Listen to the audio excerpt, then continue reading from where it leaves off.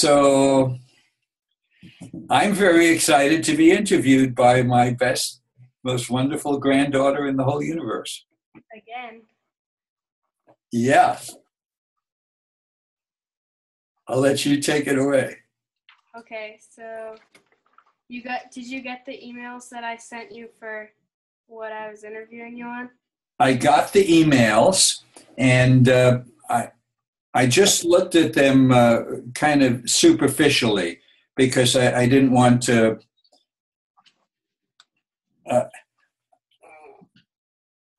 I wanted the interview to be as spontaneous as possible. Is that your doggie in the background? Is that Humphrey? That's Humphrey. Hi, Humphrey. Hi, Humphrey. Cool. Well, this is going to be a fun interview. Hello, Humphrey. Ruff, ruff, ruff. Okay. Yeah, so what I did is I looked briefly at some of the material. So I found some pictures that I can share with you, too, as we do the interview. Cool. And I'll show you how we do that. Basically, I'll be sharing my screen with you. So I turn it over to you. Okay, so these are the categories that I'm going to ask you questions on. Okay. For when you went to school, your chores, what prices were, fads, transportation, entertainment, technology, and your local community. World War II, the 50s, the 60s, the 70s, and the Vietnam War. Okay. I gathered up some material to share with you on that. Cool. So how would you like to do this? So I'll start by asking you about your school. Okay, well, that's very good. So you mean when I was a kid? Yes. So how much education did you receive? Okay, well, I went through elementary school in New York City. And then I went to junior high school in Manhattan. And then I went to Bronx Science High School in the Bronx in New York. That was a very special school. They've probably turned out more Nobel Prize winners in science from that school than any school in the world. And then I went to Harper College in Binghamton. What was that high school called? What's that? What was your high school called? The Bronx High School of Science. Let me see if I have my... So you studied science?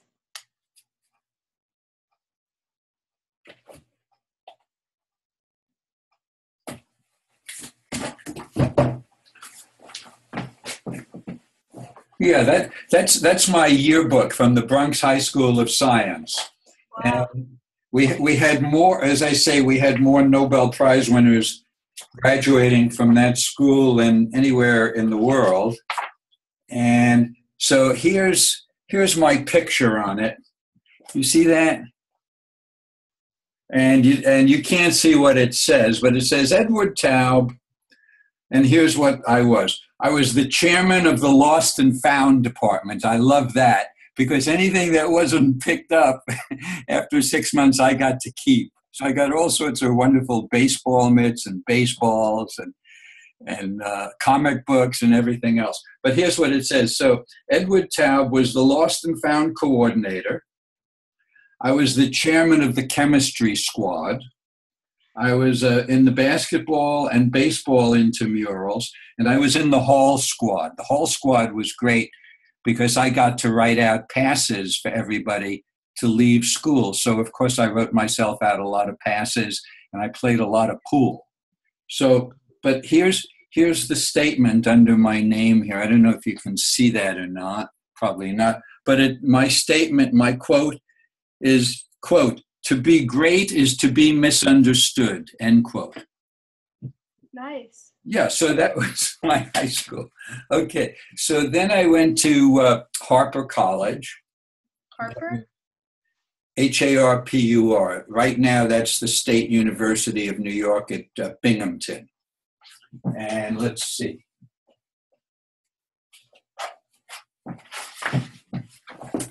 Yeah.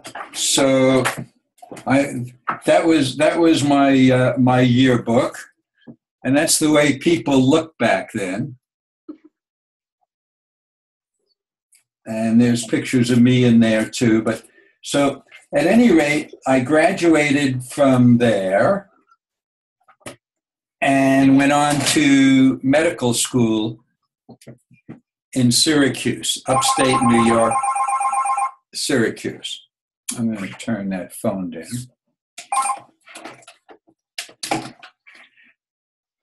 And I graduated from medical school in 1963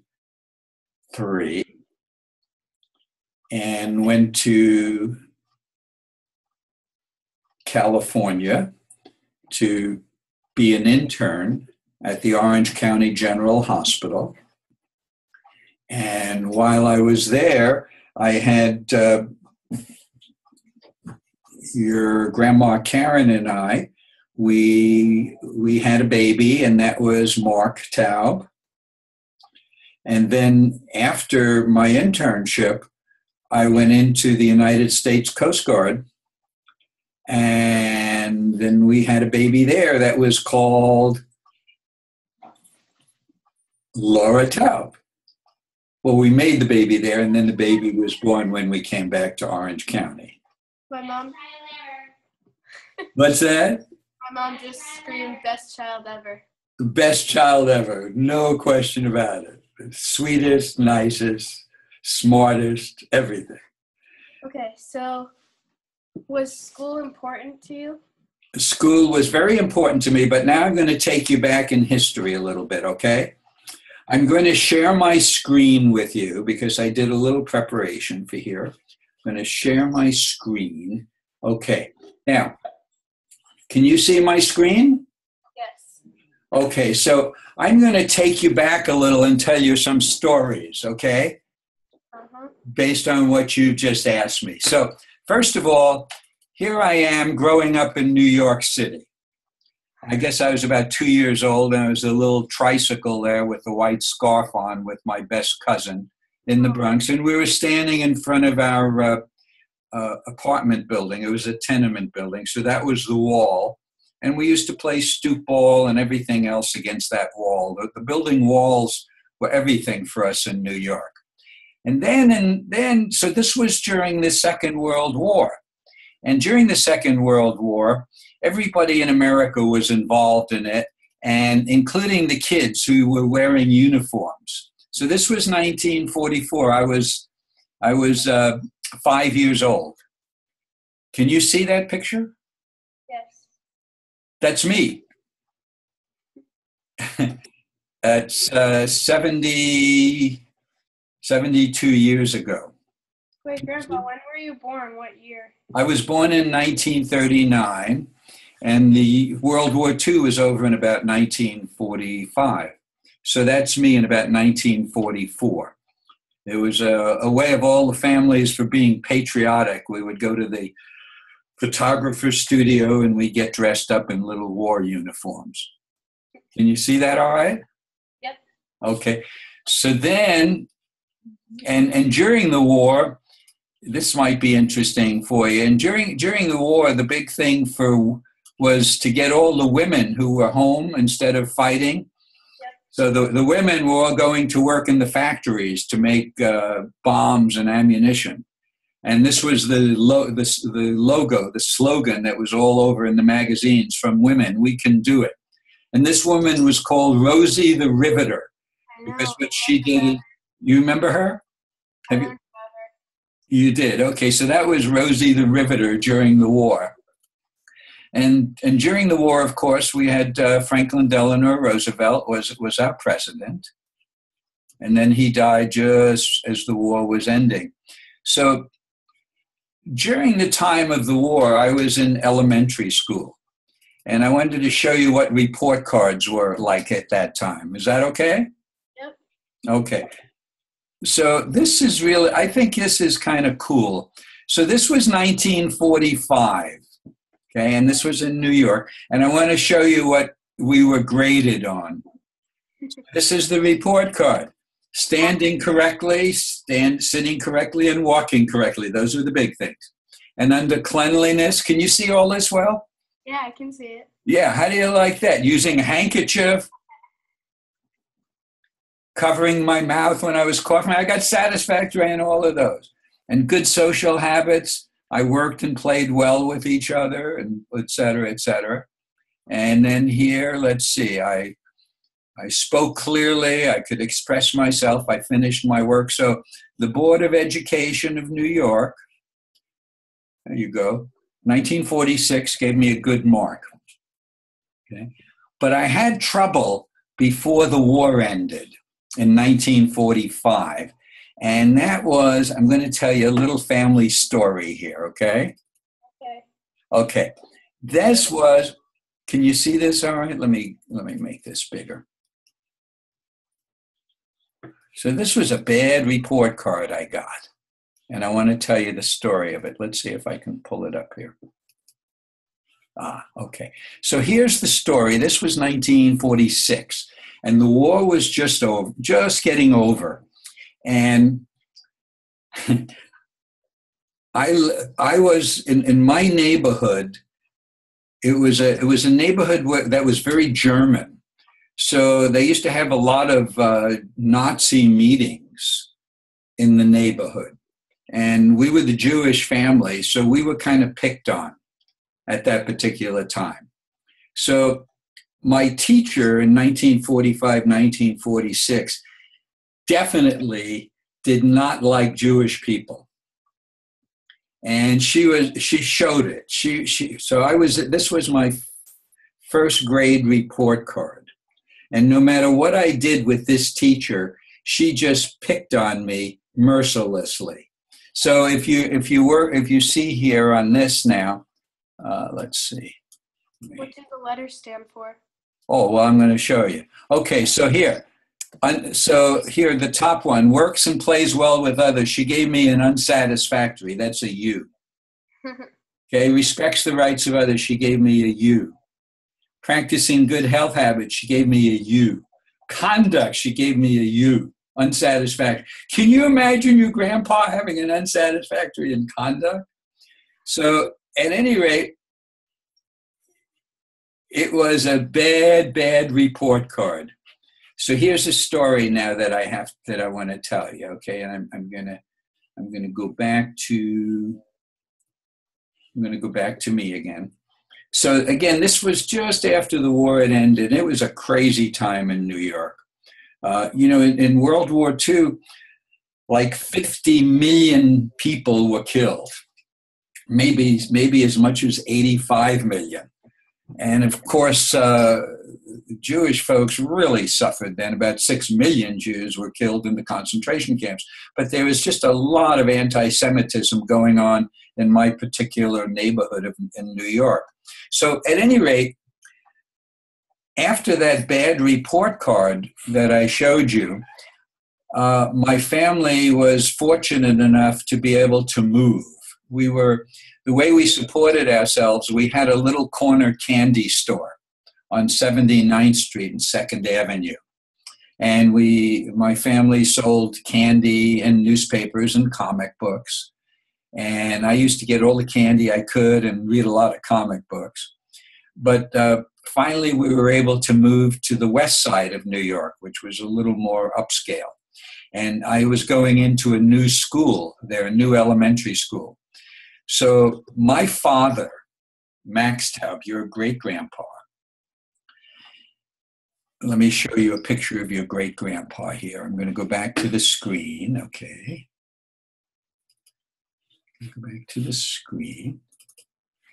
I'm going to show you a picture of your great-grandpa with me, and this was in about 1975 when I was living with your grandma Karen. This is my father and me. That was like this disco time, right? That's me with my bell bottoms and beard, and that's Grandpa Max, great Grandpa Max. Okay, can you see it all right? Yes. Okay, so now I'm going to go back to, I'm going to stop sharing the screen so I can just talk with you. Okay, so at any rate, it was our chance to get out of the ghetto in where we were living in New York and go up to a nicer neighborhood, and I was going to get into a better school.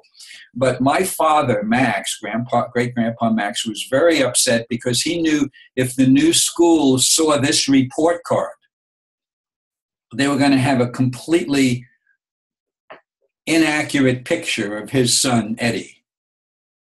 So my father went to the principal of the school and tried to get the principal to change the report card, and the principal wouldn't. So what we did, and this was really terrible, but this was 1946 and times were different. My father and I, we got up one morning at about 3 o'clock in the morning, and we walked a block away where the school was, my elementary school.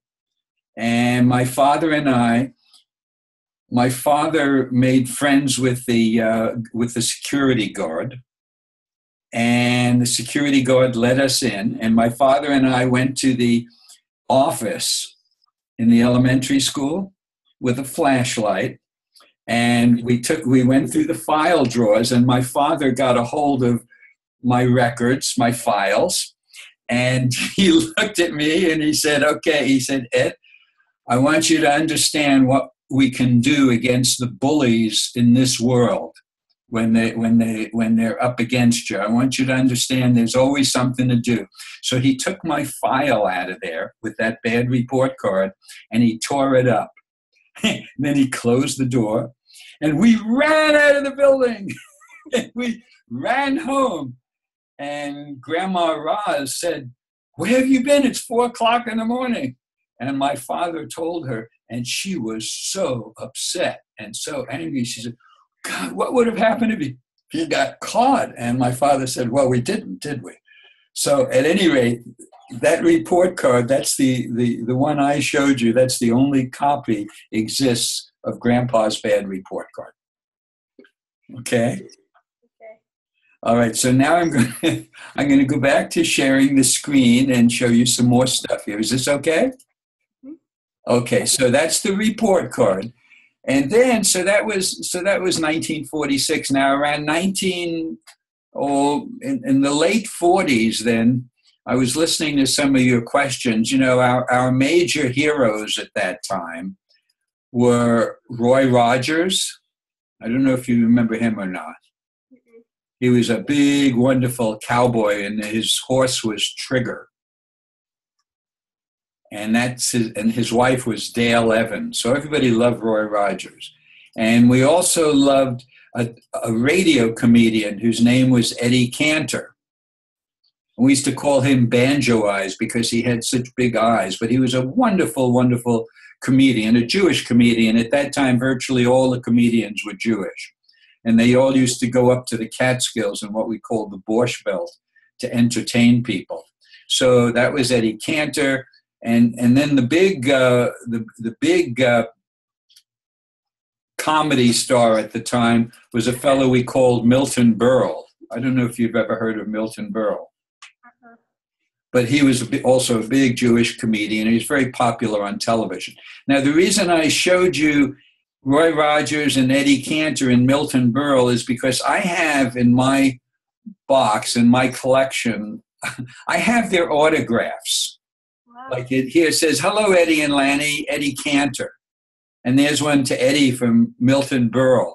And then to Eddie and Lanny, it says, always be good from Roy Rogers, Bullet and Trigger. Bullet was their dog. So at any rate, so I have these autographs on little doilies here or something. And I was wondering what the heck I'm going to do with them, because nobody seems to much care about Milton Berle or Roy Rogers or Eddie Cantor. It doesn't mean anything to Anna Lee because she's from Germany. Lucas couldn't care a hoot. Mark wouldn't care.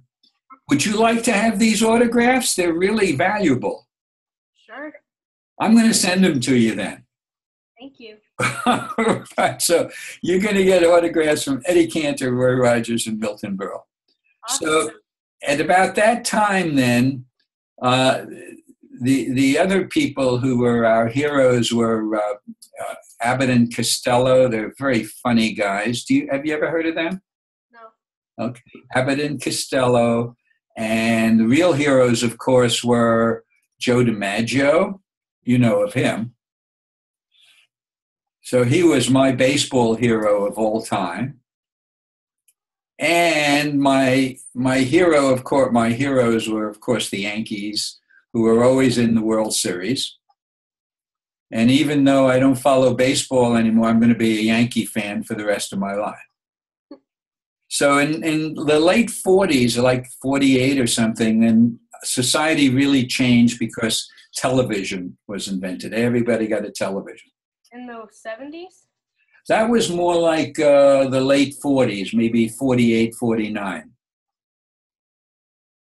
So we got a television. That pretty much looked like my first television. Well, that was very fancy. Can you see it? Yeah. Okay.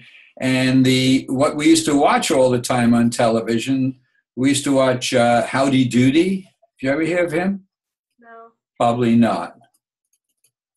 He was a marionette, and everybody used to watch him, and everybody used to sing, "It's Howdy Doody time, it's Howdy Doody time." Okay, so during those times of the initial stages of television, what was also going on is, let's see, in the world of society, what women loved was mink coats. Everybody's wearing fur coats. And there's your great-grandma, huh? Grandma Ross model then? Yeah, that's your great-grandma Roz. And what she's doing, she was a fashion model, so she's modeling a mink stole here. And all the women were wearing minks at that time. That was the big thing, okay? And about that time, your grandpa Ed, me, was getting his bar mitzvah. That was when I was 13, about 1952. And that was in the middle of the Korean War. Okay. And the Korean War was terrible because about 5 million people died, not all Americans, but a lot of Americans died. And the Korean War finally ended when Harry Truman, he was our president. He fired the general who was in charge of the war, Douglas MacArthur, because Douglas MacArthur wanted to. We were fighting. South Korea was fighting against North Korea, and General MacArthur wanted to bomb China, which was allied with North Korea. God, if we had bombed China, we would have had World War III. So President Truman fired him. And that pretty much got close to the end of the war, of that Korean War. Now, the other thing that was going on during that Korean War time was polio. Polio was such a big thing at that time. The whole country was scared. That's Dr. Jonas Salk, who invented the polio. Last year. What's that? We read about Jonas Salk last year. Okay, well, that's him injecting his vaccination into a kid. And these were the signs that were all over. I mean, in the early 1950s, we were afraid to go to swimming pools. We were afraid to go to the movies because everybody's getting polio. Not everybody, a lot were getting polio, and they wind up in these iron lung machines. And then finally, everybody started getting vaccinations. You can see here. And we were told the way to prevent against polio was to take all these vaccinations. It said, don't mix with new groups, don't get overtired, don't get chilled, and keep clean. That's all we had to do before Dr. Salk came around. So then can I keep going or you want me to stop? Sure, you can keep going. Oh, okay. So the other big thing on television back in the 50s and early 60s. Lucy and Ethel. I Love Lucy. Everybody watched I Love Lucy. Wow, we loved I Love Lucy. I watch it. Yeah, well, she's funny and she was wonderful. And during that time, well, that's when the Vietnam War started too. And that was terrible. We lost so many, millions of people were killed and about over 50,000 Americans were killed.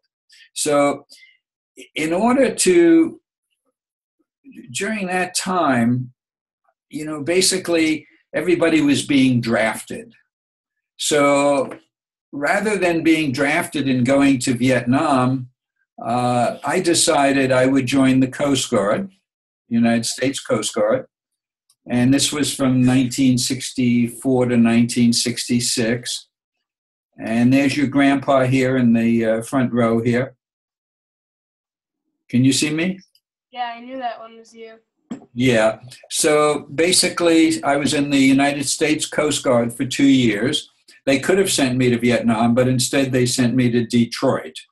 So that was cool. And of course, that's where your mom was conceived. So that was that. And then She's from California. Well, she was born in California, but she was conceived in Detroit. Oh, okay. 9 months later. Okay. So at any rate, a couple of other interesting things I wanted to show you during that time. And again, this is the 60s now. Vietnam War is going on and everything.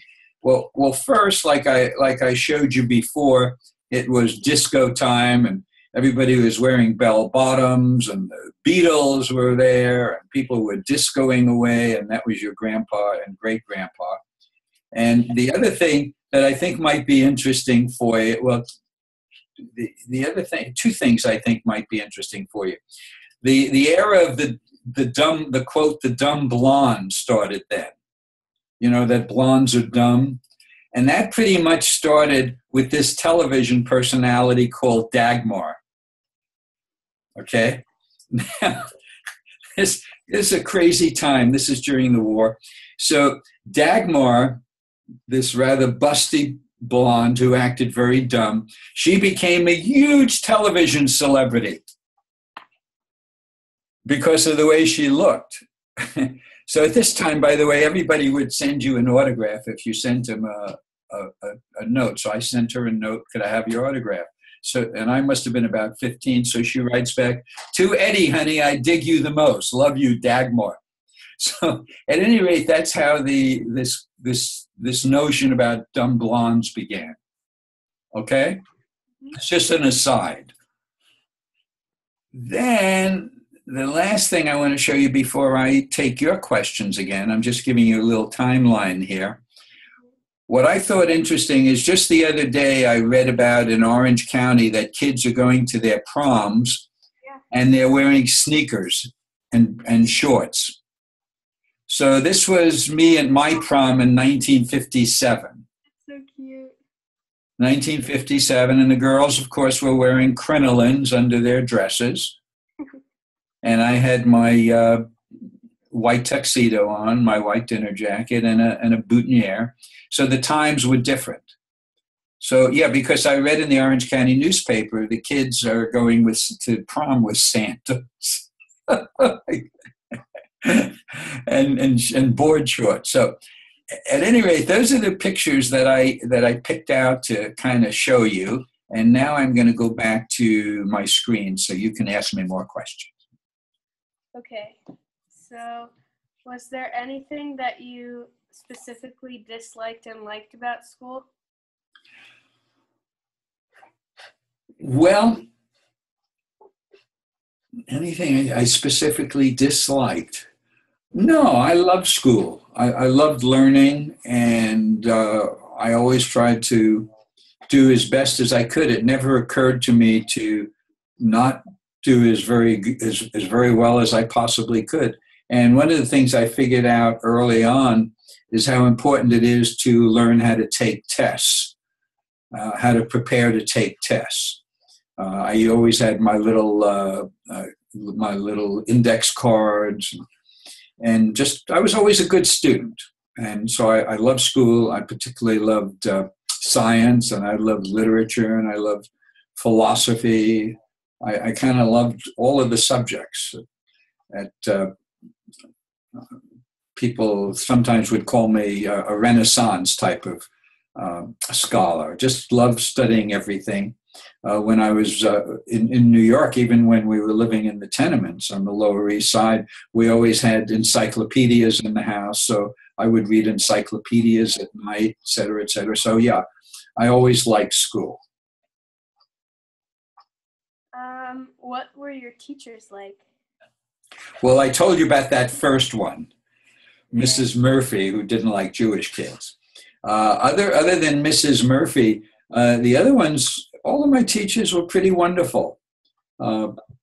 Many of them most of them made wonderful impressions on me. Several of them became my mentors in terms of what I now believe in philosophy and religion and science. So my teachers were always wonderful, and the ones who weren't so wonderful, I just did what I needed to do and moved on.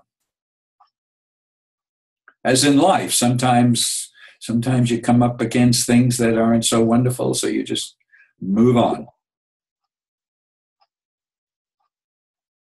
Okay, how was school back in your time different than it is today? Well, I think what comes to my mind, if you ask me how was school different then than it is today, I think, the internet and computers are the major big things. When I went to school, we were lucky to be able to use a slide rule for arithmetic.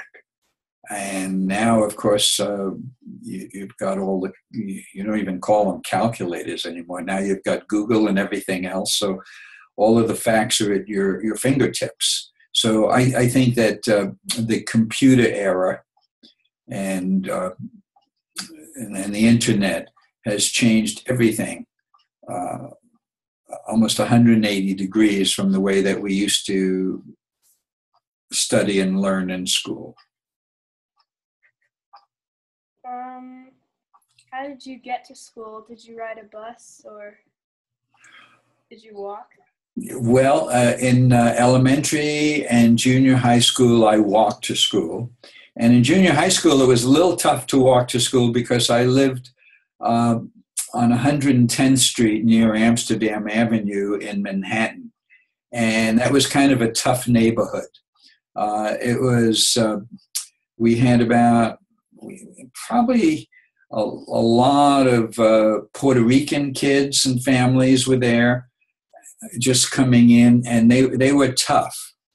And they were tough in the sense that they were just tough.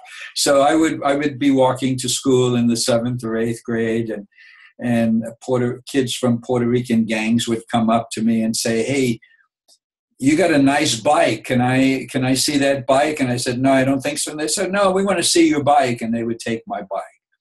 Or they would say, "Oh, that's a nice baseball glove. Can I see your baseball mitt?" I don't think so. And they say, "Yeah, we think so." And they'd run away with my baseball mitt.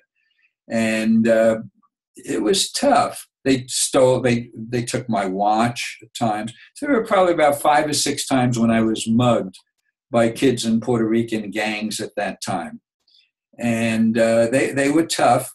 They threatened me if I didn't give them my baseball mitt or my bicycle or my watch, they would burn me with a cigarette. So that wasn't very nice. So the one time I got upset and I reported it to the police. So the police came and they hassled this kid in front of his mother, one of the Puerto Rican kids.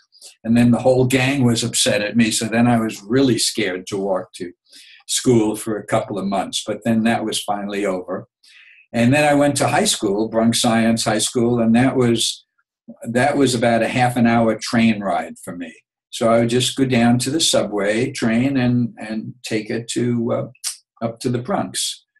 And growing up in New York, probably at the age of 5 or 6, my parents let me just take the buses and the subway trains, wherever I wanted to go. That's what kids did. We never had any conception that kids could be kidnapped or molested or anything else. I would say to my mom, I'm bored. And she said, well, go take the bus and go to the museum. Or I'd say, I'd like to, I'd like to have an aquarium with tropical fish. And she said, okay, go take the subway downtown to the tropical fish district and use your allowance to buy some tropical fish. So basically I could get I knew virtually every subway system and every bus system in New York to get around the entire city, to go to museums and schools and planetariums and shopping districts, blah, blah, blah. It was a different time. What do you remember about the college you went to? Say what? What do you remember about the college that you went to? The college that I went to, I just had a lot of fun. I was in the theater group, and I got to play Cyrano de Bergerac. He was a cool guy and from French literature who was always winning his duels. And I got to play a chimpanzee once. I wore a chimpanzee suit. And I just had a good time. I joined a fraternity called the Dionysian Society, and that was my beer mug. And I could drink beer really quickly. I was so good at drinking beer that they nicknamed me No Tonsils Taub. So at any rate, in college, I also became the vice president of one of my classes, and I was on the college Supreme Court, and I had a really good time. We drank a lot of beer, went to a lot of parties, and I had a straight A average because, again, I learned how to study, especially how to take tests and be precisely ready to take those tests. So college was a total blast, and I learned a lot about philosophy and literature, mostly philosophy and literature. Even though I went on to medical school, in college I majored in biology and philosophy and literature. And the literature I majored in was actually Greek literature, believe it or not. So I was well-rounded and having a great time. And then I went to medical school, and I did not necessarily have a great time there because it was just study, study, study, work, work, work, study, study, study, work, work, work. And then in my third year of medical school, I met your grandma, Karen, and we got married. I was about 21 or 22, 21, I think, when we got married, just kind of a kid. And then graduated medical school and came to California to do an internship. And when I saw the sunshine, I said, whoa, I know where I'm staying. Grandpa, how many years of medical school did you do? 4 years of medical school, 1 year of internship, and then 2 years of specialty training in pediatrics.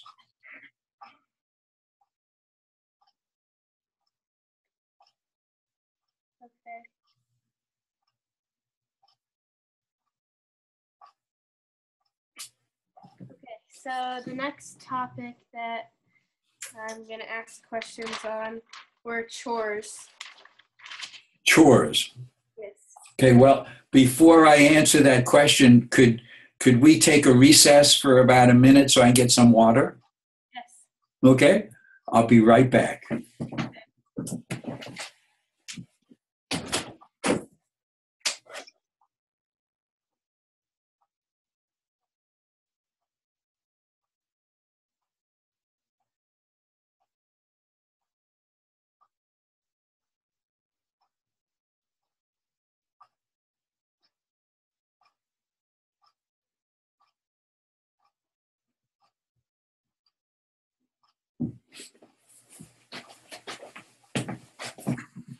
Okay, do you need to take a break?